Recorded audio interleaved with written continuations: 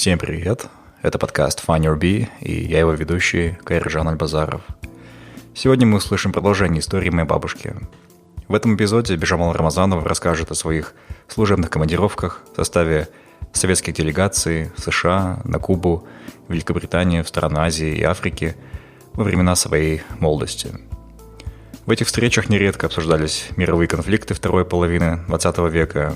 Это и Карибский кризис, и война во Вьетнаме, и Кашмирский конфликт, и многие другие.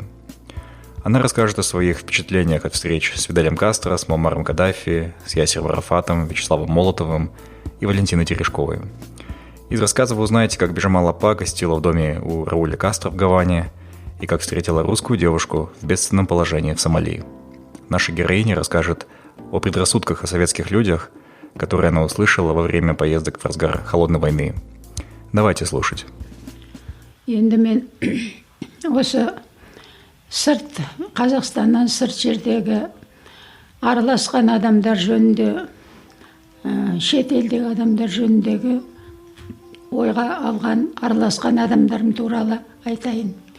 1963 жылы Қазақстан Республикасының жоғарғы кеңесіне хатшы болып сайланғаннан кейін көп кешікпей мені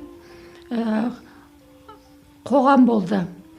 Азия, Африка елдерменен ынтымақтастық комитеті деген Советтер одағы бойынша. Осы қоғамның, Советтер одағы бойынша қоғамның авторитеті күшті болды. Өйткені шет елден келетін адамдар, олар орталық партия комитетінде жұмыс істейтін, коммунистермен сөйлесе алмайтын болды. Олармен сөйлесе, оларға да қиын болатын болды. Сондықтан мынау қоғам жұмысыменен жұмыс істеу солай шықтыдағы бүкіл барлық одақтас республикаларда болды. Осы 16 одақтас республиканың біреуін мен басқардым.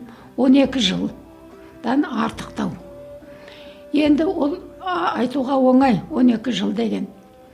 Менің шетелмен тәрбием онша жұмыс тәжірибем көп емес. Бірақ дегенменен тапсырған шаруаны уақытында орындау керек болды. Бүкіл республиканың атақты азаматтары осы комитеттің мүшелері болды. Министрлер болды, замминистрлер болды. Атақты адамдар болды, өнер қайраткерлері болды. Соныменен біздер осылай жұмыс істедік. Ондағы біздің негізгі шаруамыз шетелден жаңа ғана Қазақстанды көрейік, Қазақстанды өзімізге ашайық деген шетелден келген адамдарменен сөйлесу, солармен жүздесу, біздің еліміздегі болып жатқан өзгерістерді көрсету, айту, түсіндіру. Міне осы жұмыс әжептәуір өзінің қорытындысын берді. Қазақстанды жұрт біле бастады. Болған әрине Қонаевтың басшылық болғаны, политбюроның мүшесі болғандықтан да бізге келушілер көбейді. Енді қорыта айтқанда, шетелде сол кезде келген адамдарға біздің мынандай артықшылығымыз болды. Бүкіл развитый дегендер өркениетті капиталистік елдерден артықшылығымыз болды. Ол бірінші. Әйелдердің ер адамдармен правасы бірдейлігі. Екінші, олардың еңбек ақысы төлеуі бірдей болғандығы. Үшіншіден, бізде тұрғын үй үшін очередке тұратын жұрт. Содан кейін кезегімен алатұғын. Біздегі тағы артықшылығымыз, біздің балаларымыз детсад, ясілге баратын болды балалар бақшасына. Шетелде оның бәрі кереметтей қымбат еді. Содан кейін бізде 11 ай жұмыс істегеннен кейін 12 жылдан кейін 1 айлық демалыс болды. Ол демалыс төлеумен болды. Ол демалыста санаториялар болды. Міне осындай толып жатқан оқу, білім алу бізде ақысыз болды. Міне осы преимуществомыз бізге кереметтей козыр еді.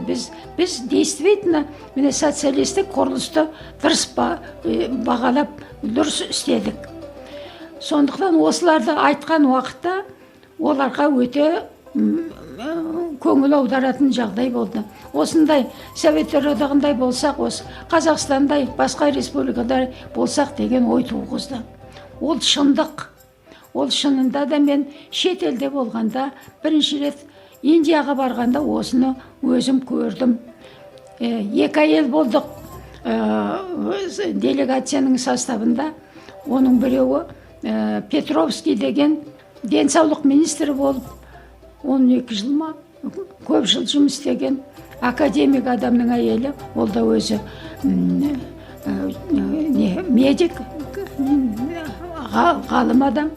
Сол екеуміз әйелдердің, ер адамдардың жиналыстарына бардық. Индияда адамды жинау деген өте оңай.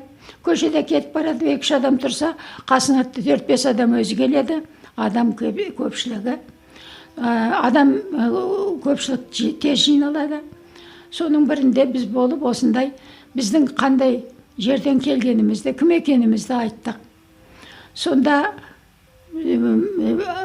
осы айтып болғаннан кейінгі бір ер адамның айтқаны: ойпырмай, мен әйелдер ретінде сендерді аяймын. Әйелдер, сендерде сезім жоқ, әйел ана деген сезім жоқ қой деді. Біз таң қалдық. Қалай бізде сезім болмайды? Біз бала асырап отырмыз, оқытып отырмыз, бірге жүрміз, қалай болмайды? Сөйтсек, олардың әлгі пропагандасы үгіті. Ой, Қазақстан, Советтер одағында әйелдерде сезім жоқ, оларда все общий деген, бәрі бірге тұрады екен, бір общитеді екен, балаларын детсадпен яслиге алып кетеді екен, олар балаларын көрмейді екен, сондай олар ущемленный адамдар екен деп айтып қояды екен. Соны біз айтқаннан кейін әлгіндей дегенде біз таң қалдық. Қалай деп айтасыз? Мен алып суретін, балаларымның суретін көрсеттім. Мені балаларым мені түскен суретім. Мен балаларыммен бірге тұрам, неге олай деп айтасыз? Біз өзіміз жұмыс істегенде олардың жағдайы жақсы болсын деп орналастырамыз ғой, арыз беріп барамыз, ол балалар тәрбие алады деп. Сондай таңғалған жері бар. Ал енді шетелге шыққандағы біздің айтатын әңгімеміз, шынында да біз көп нәрсені жасырмай шындығымызды айттық. Советтер одағын біз асыра мақтағанымыз жоқ. Әрине, бізге квартира жетпей тұғын. Өйткені оның барлығы шетелдегі коммунистік партияның аппаратын ұстауға, олардың шаруасына кетіп жатады екен ғой, оны кейін білдік қой. Ал енді шетелдегенде мен 20 шақты елде болдым, шетелде. Азия, Африка елінде, Америкада болдым. Америкада, Вашингтонда, сонан кейін сөйледім. Сонан кейін Гаванада 24 күн болып, Азия, Африка елдерінің конференциясын өткізгеніне қатыстым 24 күн бойында. Біздің жұмысымыз ауыр болды. Біз бірнеше рет Кореяға байланысты солардың жеке мемлекет болып, өздерінің правалары болуына байланысты әңгімелестік. Оларда қуғын сүргін болғанына байланысты әңгімелестік. Біз Вьетнамға байланысты 300 жыл бойы француздың қанауында отырған адамдардың өмірі туралы, олардың күресі туралы әңгіме еттік. Олардың басшылары біздің елімізде, Қазақстанда да болды. Осылардың бәрін айтып, одан кейін Қытай Республикасында болған Хунвейбиннің әңгімелеріне байланысты, Мао Цзедун істеген істері дұрыс еді ғой, Хунвейбиндер бүгінені бүлдіріп жатыр ғой деген сияқты. Оларға да қарсы осы әңгімелердің бәрі біз саяси дискуссияда өтіп отырды. Осыларға қатысып отырдық. Енді менің айтайын дегенім, бөліп айтқанда, Индияда мен 2 рет болдым. Былайша айтқан уақытта Индияны Делиден бастап, мәшинеменен кәдімгі Мадрас қаласына шейін, оңтүстігіне шейін бардым.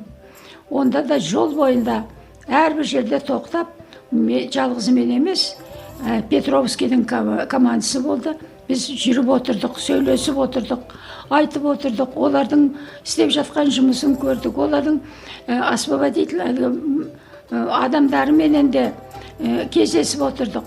Соның бірі, біз кездескен адамымыз көзбе-көз 2 рет үлкен мәжілістерде бірге болып сыйластық көрген адамымыз Аруна Асафали деген Индияның кереметтей қайраткер,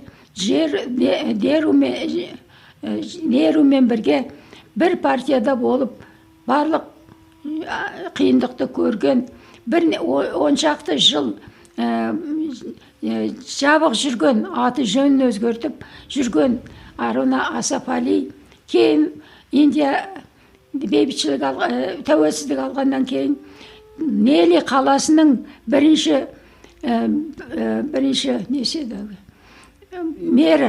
бірінші мері болған адам болды. Бұл кісі сол Нерумен бірге жұмыс істеген адам. Сол адамдардың өмірін көрдік, олардың түрмеде жатқанын естідік, олардың ашаршылықты көргенін естідік, олардың ағылшын басқыншыларының Индия халқына істеген қанша жауыздығын естідік, көрдік, қанша адамдарды атқанын естідік, оларға арналған жерлерде де көрдік. Мінекей осындай жағдай болды. Енді кімнің Жавахарлар Неруді айттым ғой. Бастаған кісі кім еді? Ганди ма? Ганди. Гандидің қабірінде болдық. Оның суреті бар. Ол суретті мен кітабыма көрсеттім.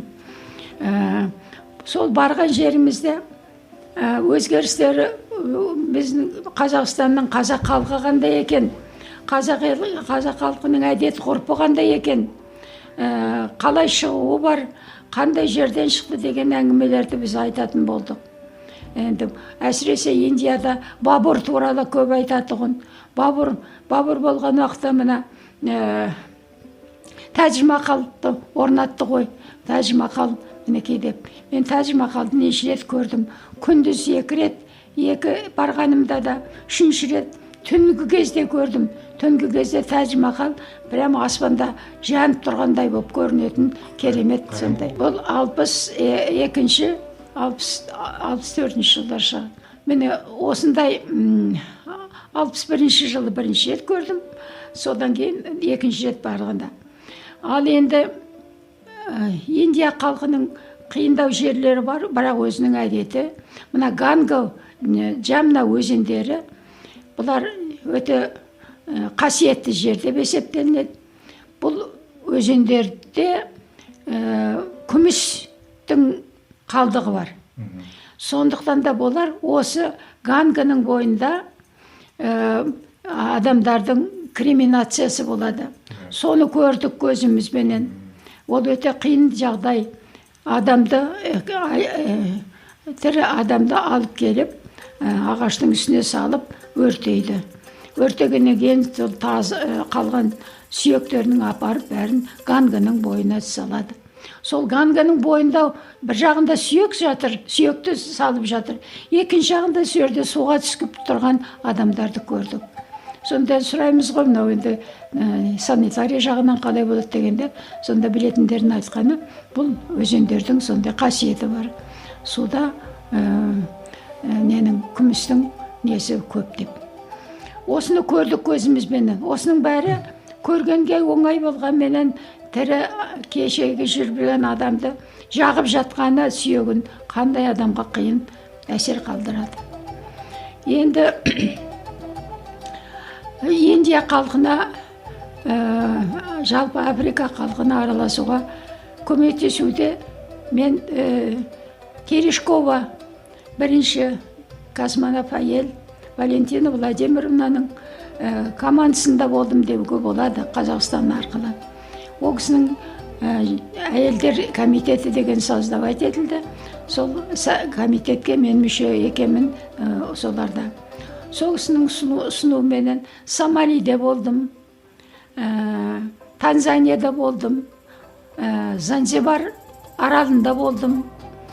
Оның бәрі енді мен туристік поездка емес, осы саяси әлеуметтік мәселелер жөнінде. Менің енді Сомалиде көрген дүнием, Сомалидің адамдары өте сұлу. Мына бір жағынан арабтар, бір жағынан негрлер араласқан адамдар өте сұлу. Сондай адамдар. Бірақ воинственный болуы мүмкін. Осы жерден күні бүгінге шейін мен билет оған 60 жылдың ішінде бір соғыс тоқтамай қойды ғой Сомалиде, Могадишода. Могадишо қаласындағы университетте әйелдердің жағдайы жөнінде әйелдер проблемасының заңды түрде шешілген мәселесі жөнінде мен лекция оқыдым. Ол лекцияны оқығанда өзім қорқып қалдым. Бірден енді бізге қас адамдар бар, олар қандай сұрақ айтады, оған қалай жауап бересің деген сияқты. Барлық уақытта да адамда сондай болады ғой. Содан келе жатсақ, бүкіл ненің ауласының бәрі университеттің толған адам, жыпырлап жүрген адам. Ішінде де орын жоқ. Мынау не деген сұмдық дегенде сонда айтты. Өйткені бүкіл студенттер, бүкіл олардың ата-аналарының бәрі келді сізді тыңдауға. Мына далада тұрғандар не арқылы, радио арқылы сізді тыңдайды деп. Мен әрине орысша сөйледім. Москвада оқыған орыс тілін білетін сол Сомали адамның адамы сол аударып отырды. Сұрақтар көп болды. Сұрақтар әсіресе көп болды. Бір әйелдердің айтқан сұрағы болды. Сіздерде әйелді сатып ала ма, әйелдерді қалай болады деп. Айттым, бұрын енді сату болған, 47 деген мал береді. Ондай болған. Бірақ енді біз социалистік уақытта әйел сүйгеніне барады. Оған ондай қалың базы жоқ деп. Ал сендерде қалай деген уақытта олардың айтқаны, біз сол 3-4 түйе, 1-2 түйе, 4-5 кіші малды, қара мал, ешкі, қой, соны береміз, соны соған сатып аламыз, сол біздің бағамыз деді әйелге. Енді осы елдің, Сомали елінде мен қалада тұра бермеген, ауылда бір көрсетіңіз деп ауылға апарғанда 200 километрдей жерге, сонда келе жатқанда бір жағдайды көрдім. Енді ауылда жұмыс жоқ. Қаланың, жердің, ауылдың нұсқасы жоқ. Күрке ғана салынған үйлер. Соны енді олар түйе сауады екен. Сонымен сол тіршілік етіп жатқандар. Қайтып келе жатқанда бір түйені көрдім. Түйенің қасында бір ешкіні көрдім. Шашы жалбыраған бір светлый қызды көрдім. Сосын сұрадым адамдардан. Мына не қылып отырған адам? Айдалада ешкім жоқ. Бір 10-15 жерде ешкім көрінбейді. Неғып отыр дегенде, сонда айдаушының айтқаны. Бұл қыз Москвада бір генералдың қызы. Сонда оқып жүрген Сомали жігітіменен уәделесіп, соған осы елге келген әйел болып, азаматтығын өзгерткен. Содан бұларда бала болмады. Бала болмағаннан кейін Сомали халқы да бала сүймесе тұруға болмайды, речі жоқ деп. Содан екінші әйел алсын деген. Оған ана қыз көнбей қойды. Болмайды деп.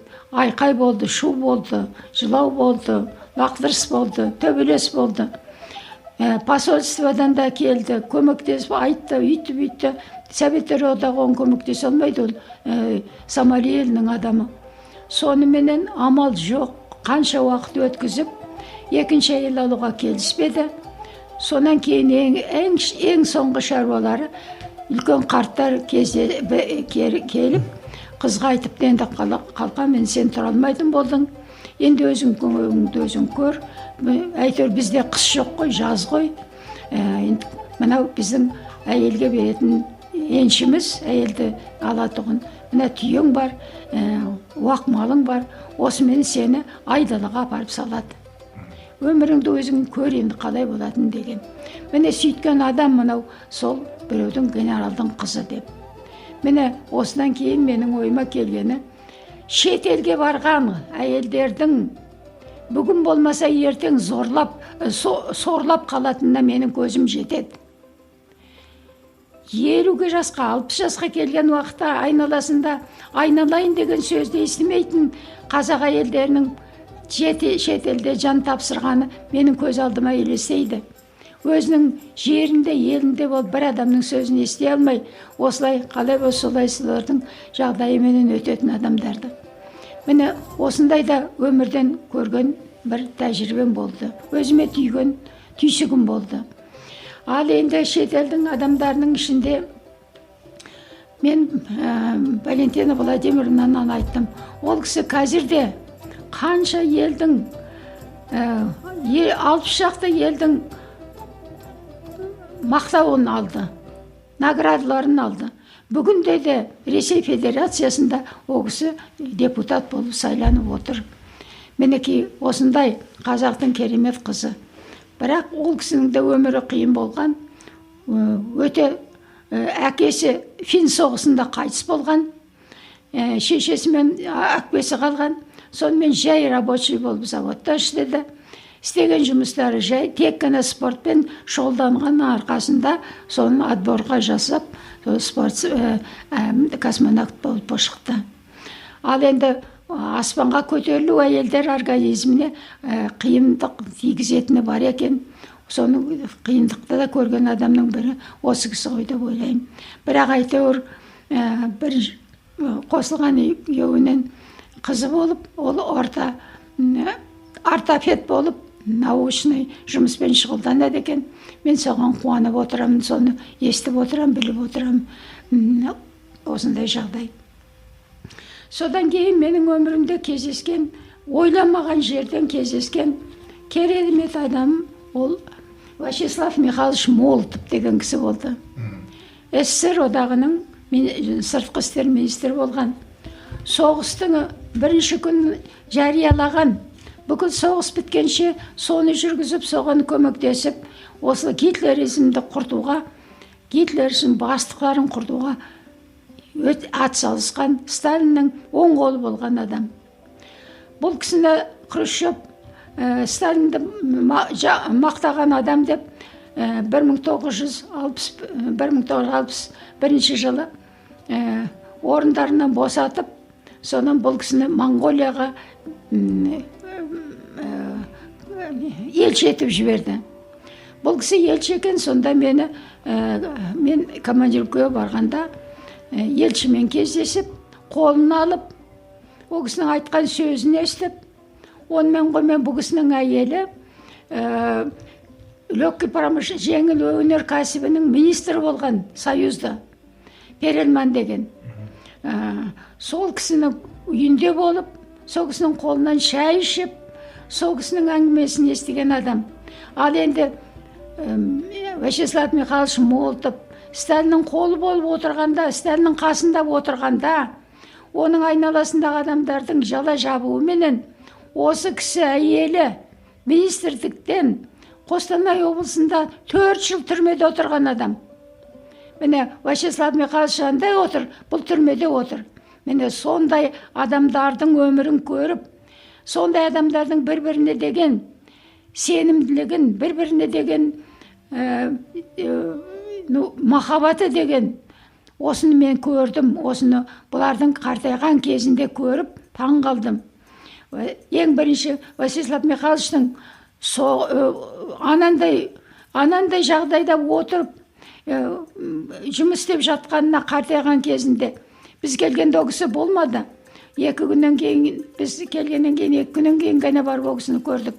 Өйткені ол кісі командировкада болды, Монғолияда. Сонда келгенде амандасып айтқан, ой, я справляю свои бывшие ошибки деп. онда Хрущев бұлар отырды, елге бармады деген сөз айтты ғой. Соны айтып бізге күлгендей болып айтты. Енді мен Эрденет деген үлкен промышленный зона ашылып жатыр Монғолияда. Соны барып көріп, сонда барып келдім деп, оның көмектесу ойларын айтты. Мінекей, ал Перельманның әйелі жаңағы, ол кісі кереметтей ашық адам екен. Жасына қарамастан сондай трудолюбивый, сондай ашық, прям сайрап тұрған жас адамдай екен. Анандай түрмеде 4 жыл отыру деген жай нәрсе емес қой, министрге, союзный министрге. Содан шыққан адамның мен өмірге деген көзқарасын, соғысының өмірге деген ықыласын көргенде ойладым, шіркін-ай, мынандай адам осындай жағдайда осыны еш нәрсе болмағандай болып өтіп, бүгін өмірге жаңа келгендей болып отырғанын көру деген қандай керемет дүние деп өзіме сабақ алдым. Сондықтан өмірде қандай қиындық болса да, соның бәріне шыдай беру керек. Тек шыдап қана соны жеңу керек екенін білдім. Ал енді шетел азаматтарынан айтқаным жаңа министр 10 жыл, 15 жыл болған министрді айттым ғой. Ол кісі менен сол шетелде болғаннан кейін, шетелде болып, бүкіл ана машинаменен жүріп араладық. Делиден Мадрасқа шейін жету деген бір күн емес қой, бір жеті уақыт кетеді, әйелімен келе жатады. Бұл кісінің енді кереметтігі сол, өзі академик, бүкіл денсаулық министрі. Бірінші ол кісі барған уақытта Кремльдің врачы болатын, хирургы болатын. Бұл кісі соғыста болған адам. Соғыста кәдімгі адамдарды емдеген адам. Соғыстан кейін мінекей қанша еңбек етіп, ақыры министр болып жұмыс істеді. Ал енді ол кісінің жайдарлығы, жасы үлкен, салмақты адам, күн болса ыстық, сонда бір қалыпты болуы, ақыл айтып отыруы, қалай кейбір жерде ойлайсың мынадан ұшынып қаласың ба деп, сондай уақытта не істеу керек екенін айтып отыратындағы осы керемет таңғалдыратын. Енді бұл кісі содан кейін менен сұрады, сендерде балаларың бар ма деп. Мен айттым, балаларымыз бар, ұлымыз бар. Ал енді осы балаларыңыздың біреу медицинаға көңіл қоятын болса, Москваға жіберіңіз біздің қолымызға. Мен көмектесейін шамам келгенше, білім алсын деп. Содан келгеннен кейін 10 жыл асып берген кезде Бауыржан деген баламыз, мен медик болам ба, жоқ архитектор болам ба деп сұрақ қойды ғой әкесіне. Әкесі сонда айтты, балам, сен архитектор болсаң жақсы, ол жұмыс керемет, таза жұмыс. Бірақ сен әркімнің саған келіп заказ беретін, күтетін уақытың болады. Ол шаруаны істегеннен кейін 5-6 ай сен жұмыссыз отыруың мүмкін. Ал врач болсаң, сен түрмеде де врач боласың деп әкесі жүріп айтқаннан кейін баламыз врачлықты қабылдады. Соны айттық қой, енді сен осы Петровскийге бар енді. Үлкен кісі сөйтіп отыр. Олардың бір ғана қызы бар екен, ол врач емес екен. Соны айттым, мен осы бір балаға көмектессем деп ойлап едім деп. Бауыржан айтты, адамның организмі бірдей барлық жерде. Кітабы оқып жатқан бірдей. Мен сіздердің қолыңызда болайын. Өйткені кіші балаңыз оқуға кетіп қалды. Ресейге, Новосибирде оқып жатыр. Енді мен Москваға кетсем, сендер кіммен қаласыңдар кейін деп, бала қойын. Бала болса да сөйтіп, сөз айтып, бізді сөйтіп тоқтатқан еді. Осы сөзді екінші рет енді Бауыржан институтты бітіріп, диплом алып шыққаннан кейін тағы да мына кісі сұрайды ғой, ана балаң бітірсе бізге жібер, мына жоғарғы өкпені қарайтұғын Перельман деген кісі бар, институтты басқаратын, мен соған жіберейін, соған оқуға барсын, кандидаттығын қорғасын деп. Бауыржан айтты, мен бармай ақ қояйын, мен жерде қорғайым деп.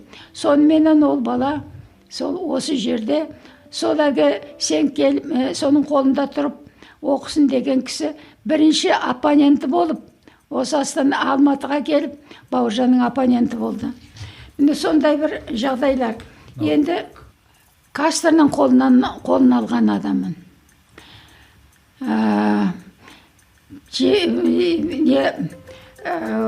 Азия, Африка және Латин Америкасының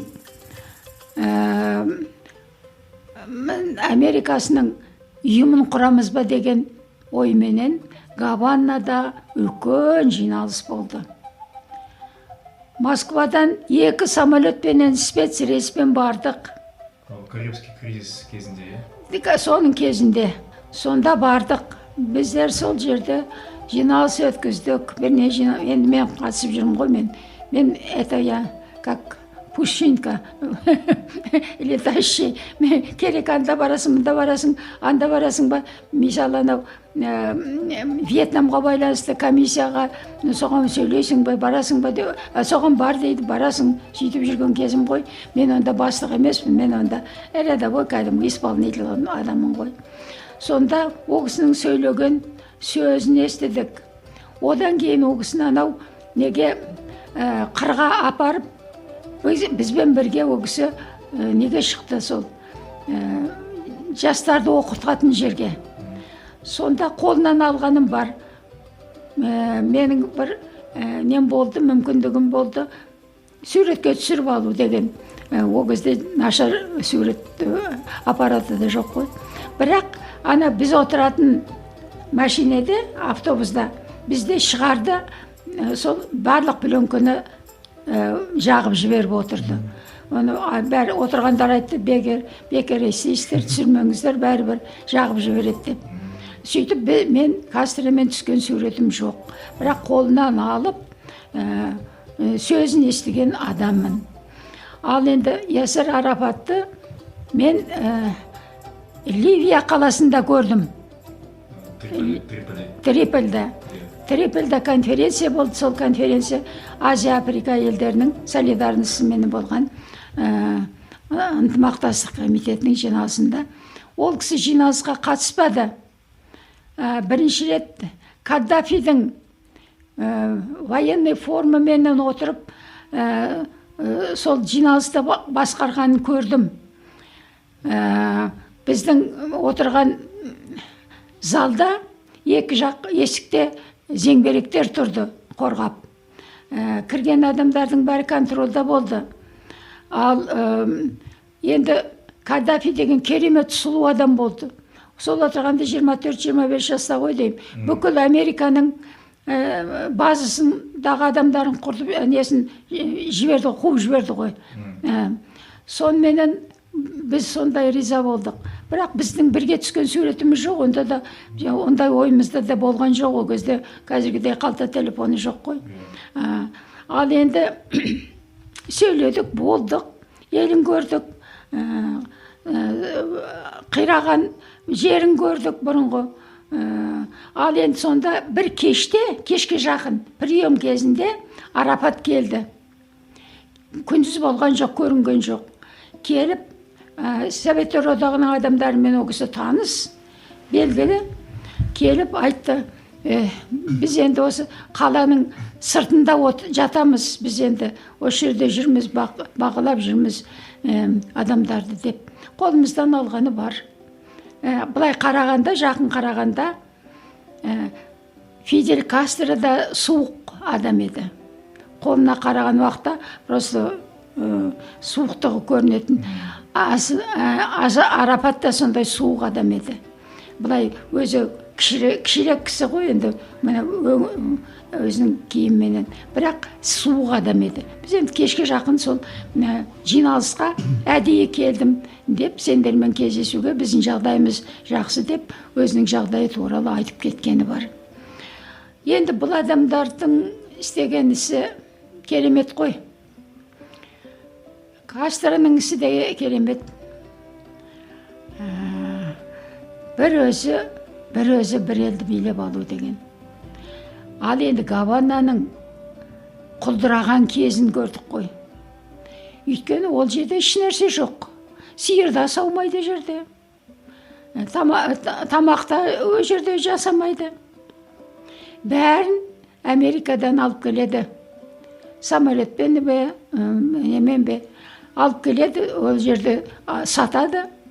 Бірақ бүкіл үйлер біткен, бәрі жезөкшелер үй болып кеткен. Сонда қиындықпен болса да айтқандары бар. Біздің халқымызды осы елімізді ел қатарына қосып отырған біздің қыздарымыз деп. Өйткені бай адамдар Американың басқа елден келеді, олар осы жерде түнегеніне ақша төлейді, сонымен қыздарымыздың бәрін осындай жағдайға келтірді деп. Соның бәрін көрген, соның бәріне қарсы тұрған адам ғой. Мен осы жерде енді бір айта кетейін, суретім жоқ. Кастроның інісі Рауль министр вооруженных сил кезі. Ол кісі жас адам, бірге жүрді ғой, бәрі бірге жүрді. Оның әйелі Вилма деген кісі, бойы ол кісіден ұзындау, сондай адам, әйелдер комитетін басқаратын. Сол кісі үйіне шақырды. Біз екі әйел, комитет женщинның бір әйелімен екеуміз үйіне бардық. Біз үйіне барғанда Рауль да келді. Үйдегеніңіз не? Гаванада терезеде әйнек жоқ. Өйткені ол жерде шаң жоқ. Ол жерде ауа райы өте қолайлы. Еш жерде шаң жоқ, барлық жер тап-таза. Ол жерде үйде жылтатығын прибор жоқ, оның керегі жоқ. Терезесі есігі ашық тұрады. Тек қана оны жауып қояды неменен. Ал енді үйлерінде, сол біз енді көрдік қой үйін. Бір бөлмелі үй жеке тұрған. Ол бөлменің ішінде екі төсектен басқа еш нәрсе жоқ. Есігінің алдында барып отырып әңгімелесіп, Вилма сол жағдайын айтып, Вилманың әке-шешесі бай болған адамдар екен. Олар кетіп қалған екен. Бірақ ол мына Кастро кімді Раульді сүйгендіктен қалған адам. Міне сондай да кезіміз болды. Көрдік, қолынан алыстық. Бірақ суретіміз жоқ. Ойымызға да келмепті, суретіміз де болмапты. Міне енді ол адамдардың, міне сол кезде министр вооруженных сил қойынды. Әскерді бастығы болып жүрген кезде, сол кісінің біз келді дегенге, бір екі әйел келгеніне, әйелін сыйлап үйіне келгеніне мен таң қалам. Мүмкін бізде Қазақстанда болмаса Советтер одағында оны жасамаған болар еді. Бір екі әйел келді деп. Енді Гаванада өте жоғары дәрежеде жиналыс өтті. Жиналыс 20 шақты күнге созылды. Ол әлгі көңіл көтеретін жиналыс емес еді. Ол жерде кәдімгі жер жүзілік проблемалар айтылған еді. Кей уақытта сағат таңертеңгі 3-ге шейін дебаттар жүретұғын. Біздер ондай режимді о жерде білмейтінбіз. Жиналыс басталуын білеміз, бітетінін білмейміз, біткеннен кейін барып демаламыз. Міне сондай бір күнде сөйлеп тұрып, трибунада Индияның представителі Кашмир проблемасын айтып, Пакистан мен екі арадағы дауды айтып тұрып, бұлардың жер екен, оларға керек жоқ екен, Пакистанның осындай болатынын айтып, осындай қиын болып жатыр деп айтып битіп тұрған уақытта трибунадан құлап кетіп қайтыс болып кетті. Сөйтіп делегация Индияның ертеңіне ауылына қайтаруға жіберді. Бізді басқарып барған, делегацияны басқарып барған политбюро мүшесінің кандидаты Рашидов деген кісі болатын. Өзбекстанның бірінші хатшысы, өте жазушы адам болатын.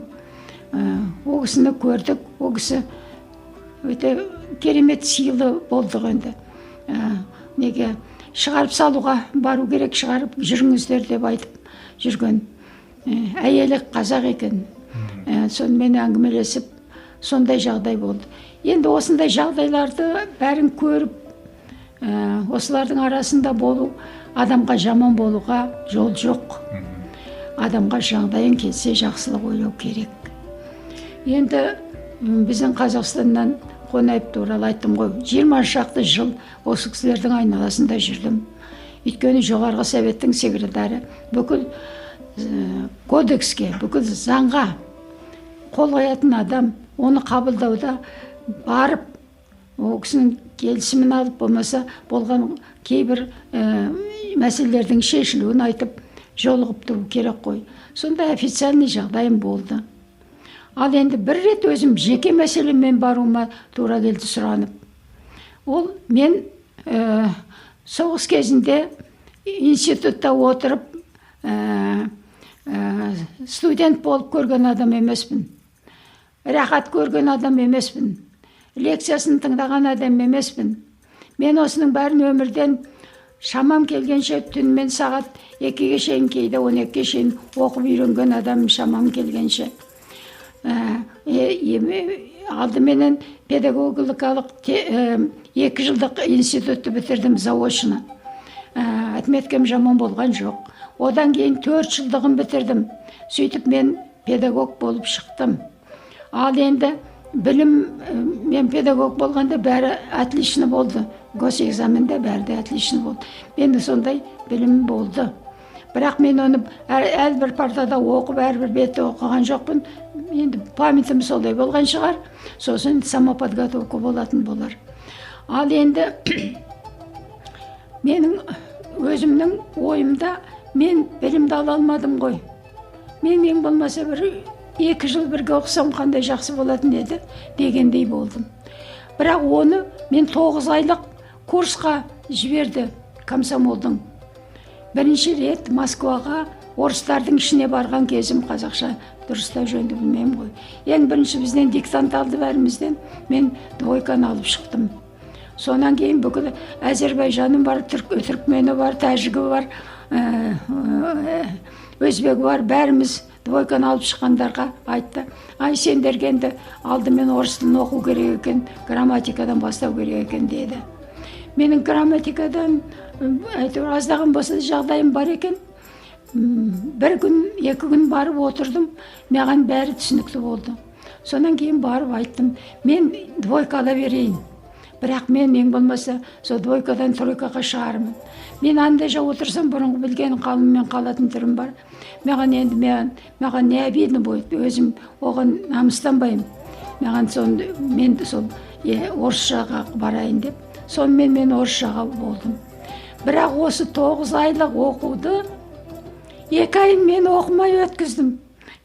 Менің бағыма оқуға келгенде осындай перерывтер болды. Бірінші перерыв орталық Қазақстан орталық партия комитетінің съезіне келдім делегат болып. Оған келгенде 1 айдай болды, 1 жетіден артық болдым. Үйге балаларыма келіп кетем ғой. Одан кеттім. 2-ші рет сосын облыстық комсомол комитетінің 1-ші хатшысына сайладым мен. Сол ана оқуда жүргенде. Онда оны дайындауға, баяндамасын жасауға 1 айға келдім. Сөйтіп ойладым, енді мен мына айналдырған 9 айдың 2 айын былай өткіздім. Енді мен не өткізіп, кейін ят болатын болды, енді мен ылғи не өтпен шығатын шығармын деп. Шүкір әйтеуір, экзаменнің бәрін өткізіп, о жақтан да абыроймен шықтым. Міне сол енді ойымда қалған, мен оқи алмадым.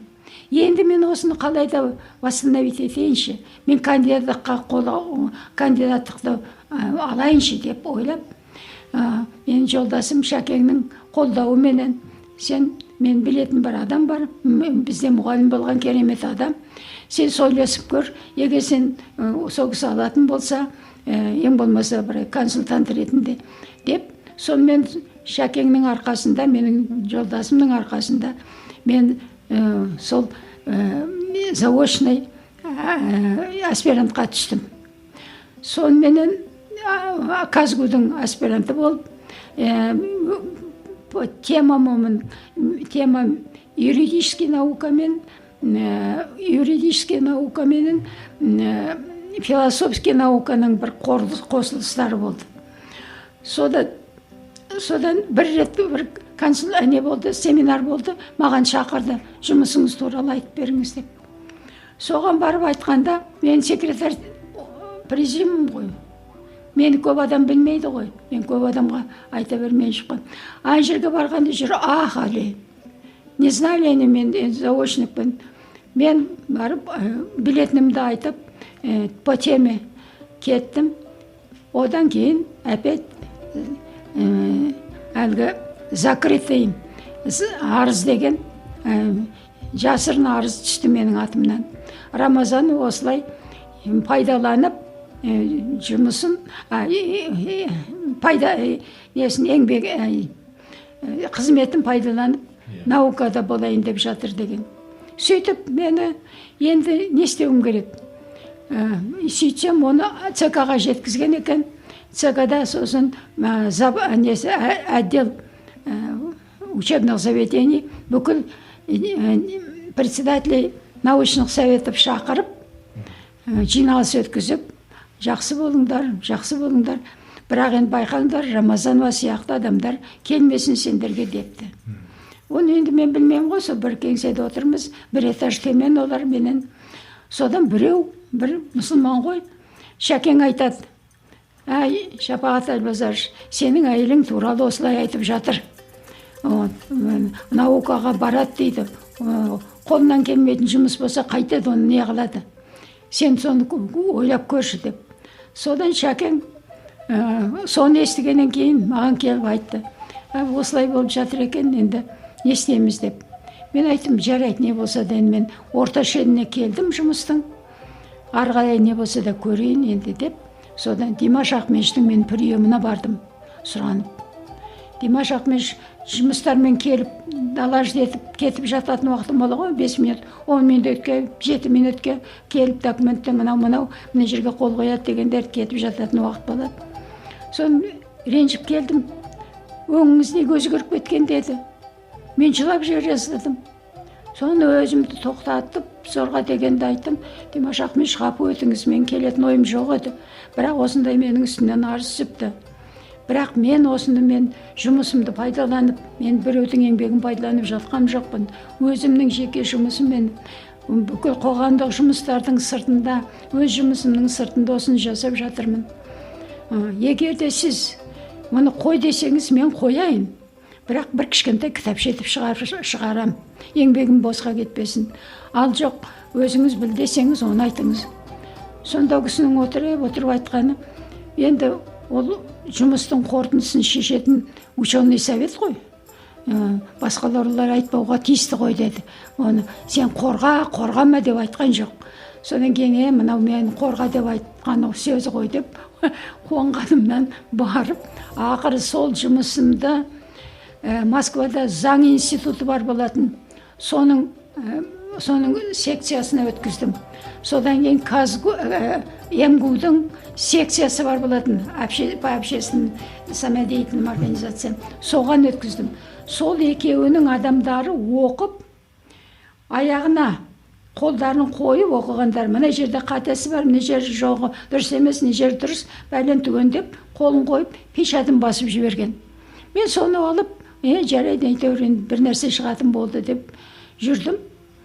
Содан кейін енді мен ақыры оны Қазақстанда қорғауға болмайды.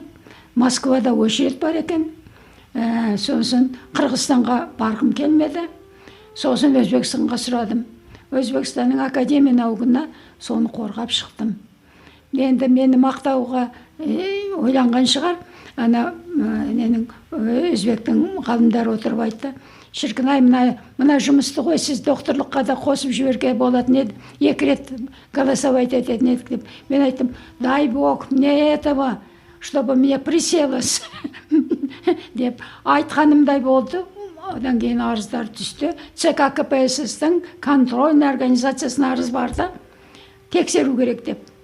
Не деп, қалай? Әлі келген жоқ, әлі үлгерген жоқ. Ана қағаздар қолымда болады оған. Ол кезде компьютердің снимать ететіні жоқ қой.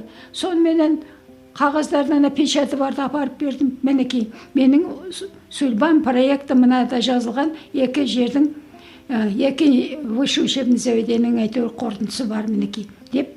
Сонымен мен аман қалдым. Әйтеуір содан барып, мені бекітті сөйтіп. Кандидат философских наук болып шықтым. Енді мен по философии жұмыс істеген жоқпын, а по организаторской работе жұмыс істедім. Біз өзімізді және өмір сүріп жатқан қоғамды түсіну үшін әңгімелесеміз. Мақсатымыз адамдардың өзіне деген ілтипатын арттыру. Оян Батыр подкастын ұнатсаң, бізге iTunes, Google Play қосымшалар арқылы жазыл. Facebook, Instagram, ВКонтакте және findyoubi.com сайтында бізбен бірге бол.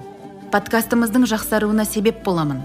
Өзгеге көмектесемін десең, iTunes'та өз пікіріңді қалдыруды ұмытпа. Назарыңа рахмет.